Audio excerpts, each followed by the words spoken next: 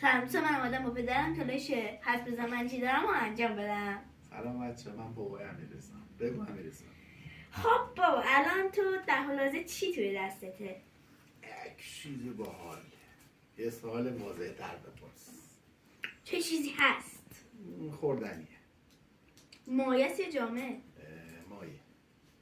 خب تو بپرس. شما اون چیزی که دستته میدونی بگی چیه؟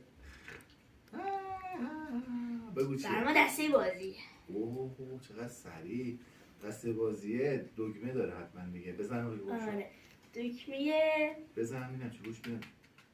صدای دگمه میده. ولی فکر کنم کنترله. مطمئن؟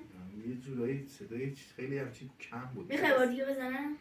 یه بار دیگه بزن. نه شبیه. خب تو بگو ببینم چه چیزیه. مفیده یا مضره؟ شدت مضره.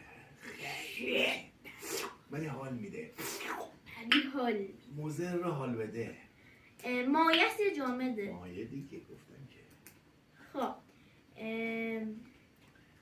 تو بپرس. دسته بازی رو بذار رو میز یه کوچولو تکون بده ببینم. سنگین سبکه. دست شبیه دسته بازیه. ولی به کنترل هم میخوره ها. یه ذره مشکوکم بهش.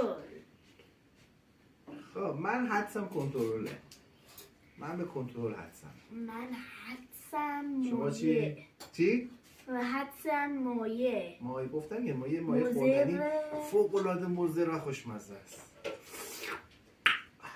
گاز داره؟ آره. نوشابه. بیا جلو ببینم نامرسک کجا فهمیدی ما رو؟ آفرین من اشتباه گفتم. من میگم کنترله. بچه خدافظ.